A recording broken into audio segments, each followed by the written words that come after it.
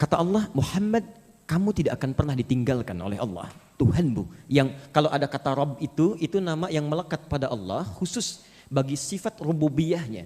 Jadi rububiyah itu yang merawat, memperhatikan, mencukupkan kebutuhan, menyembuhkan saat sakit.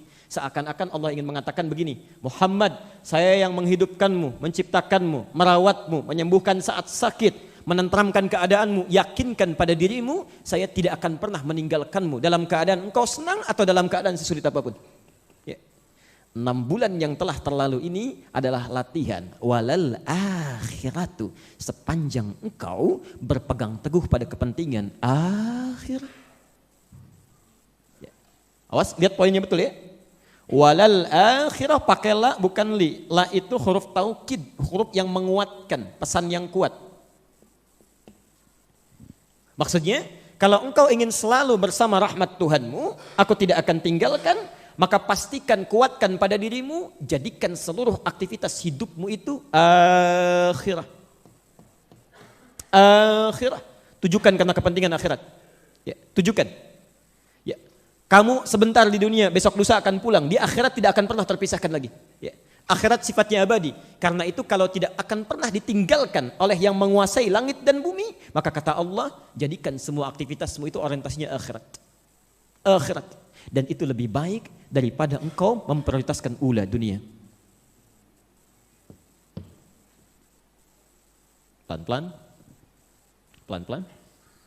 Lihat prinsipnya, Nabi SAW diminta oleh Allah, kalau seluruh aktivitas Rasulullah SAW, bukan cuma sholatnya, puasanya, zakatnya, tapi semua aktivitas hidupnya, dari bangun tidur sampai tidur lagi, diniatkan seluruhnya untuk kepentingan akhiratnya. Kalau kepentingan akhirat tidak ada yang lain kecuali ibadah. Ibadah itu artinya karena Allah. Makannya karena Allah, minumnya karena Allah, bekerjanya karena Allah, aktivitasnya karena Allah. Maka jaminan yang diberikan oleh Al-Quran, ini jaminan Quran langsung. Allah bersumpah pada orang-orang seperti ini, Allah tidak akan tinggalkan dirinya. Baik dia dalam keadaan senang ataupun dalam keadaan sulit apapun. Ini maksudnya. Kadang-kadang orang kalau terlampau senang itu bisa lupa dengan Allah. Ya. Demikian orang yang terlalu pesimis dengan ujian, ya diuji dengan berat, kurang sabar juga bisa lupa dengan Allah. Ya. Ada orang-orang yang saat senang bahkan sulitnya tidak pernah ditinggalkan oleh Allah. Ya. Ada orang mengajak pelaku maksiat saat sedang senang, oh kamu sedang promosi jabatan, traktiran yuk, kumpul. Tiba-tiba minuman tidak jelas, diarahkan pada yang lain. Daripada kumpul-kumpul seperti ini, lebih baik kita makan satenya sambil ta'lim yuk. Ajak kumpul. Karena dijaga ya, keadaan senang ataupun sulit. Nah, Anda bayangkan, ini poinnya. Bila seorang nabi saja, rasul yang mendapat wahyu, berita dari Allah, mendapat jaminan surga tertinggi, masih diminta oleh Allah untuk memprioritaskan akhiratnya, maka bagaimana dengan kita yang bukan nabi, bukan rasul, dan yang belum jelas surganya? Karena itu jika kita ingin dilindungi oleh Allah, dijaga dalam keadaan senang dan sulit, maka coba dekati Allah. Sebaliknya, renungannya adalah kalau sampai hari ini kita merasa kok perlindungan Allah belum datang, ketenangan belum tiba, barangkali belum cukup cara mendekat kita kepada Allah sehingga Allah belum menyertai kita dalam situasi senang atau situasi sulit kita. Jelas di sini? Kalau semua itu sudah didapatkan, maka hati akan terasa lapang, enak, nyaman sekali. Yang dekat dengan Allah itu enak Pak, Bu. Enak luar biasa. Ya. Karena dekat dia paham, dia yakin. Contoh, saking yakinnya dengan Allah ketika diberikan musibah, sesulit apapun, dia yakin Allah tidak mungkin memberikan musibah kalau dia tidak sanggup menjalaninya. La yukallifullahu nafsan illa wus'aha. Silahkan ya Allah, mau dikasih seberat apa lagi? Ya. Ketika Nabi sudah keluar kata-kata seperti ini, Masya Allah, Allahu Akbar, diusir dari Mekah, pergi ke Taif, dilempari oleh orang Taif, terluka kaki beliau, terluka tangannya, terluka keadaan dirinya, dilindungi oleh Zaid bin Thabit, terluka juga. Anda bayangkan, tiba-tiba beliau dengan Zaid beristirahat di bawah naungan satu pohon. Malaikat turun, malaikat Jibril, gak main-main, malaikat Jibril. Kata beliau, angkat tanganmu ya Rasulullah, mohonkan kepada Allah, saya akan angkat bumi Taif dan menghimpit mereka yang telah menganiaya engkau itu. Apa kata Nabi? Perhatikan kalimatnya. La ya Jibril fa innahum qaumun la ya'lamun. Tolong jangan lakukan wahai Jibril karena mereka belum tahu saja. Kebanyakan ahli sirah hanya berhenti sampai di sini menyampaikannya, tapi kalimatnya belum selesai. Ketika sudah sampai pada puncaknya, perhatikan saking lapangnya jiwa beliau, tahu kalau Allah mau dilempari pun oleh siapapun, kalau Allah sudah berkehendak, tidak ada kecuali itu ada kebaikan di dalamnya. Tidak ada apapun kecuali ada kebaikan. Lihat kalimatnya. Ilahi, ilahi, ya Allah, kata Nabi. Perhatikan, ya Allah, ila man takilluni. Saya ridha kepada siapa lagi engkau akan titipkan saya. Jadi di Mekah diusir, berjalan ke Taif juga dilempari, kata Nabi, kemana lagi tempat yang harus saya tuju? Ya, kemana lagi tempat yang harus saya tuju? Kepada siapa saya engkau akan titipkan? Ya, a'ila ba'idin yu'limuni, apakah kepada tempat yang masih jauh dan mereka akan menyiksa saya di sana? Ya.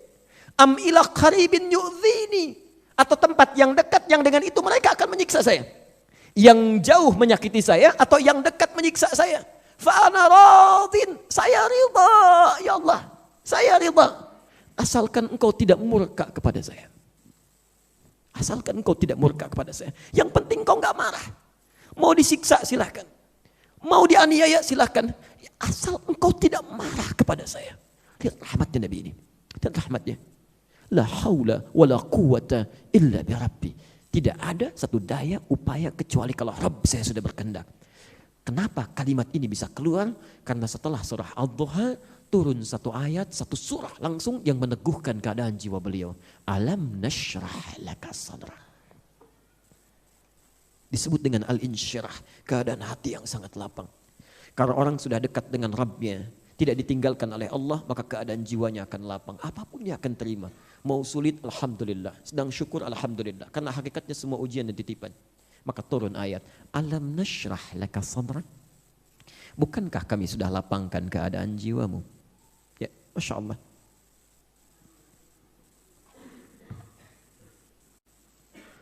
Wa wada'na anka wizrak. Dan dengan kelapangan jiwa ini, semua beban seberat apapun akan kami angkat. Alladzi anqadha dhahrak, yang memberatkan pundakmu. Anda pernah ngangkat barbel? Ya, kalau disimpan di sini berat kan ya?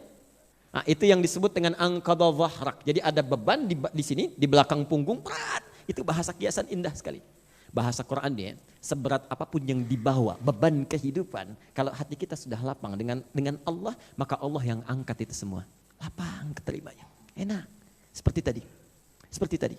Dan kalau sudah seperti itu, warafa'na laka dzikrak, maka engkau akan diangkat dimanapun. Kalau Allah sudah mengangkat, maka penduduk langit dan bumi akan mengangkatnya. Akan mengangkatnya. Masya Allah. Baik, pelan-pelan.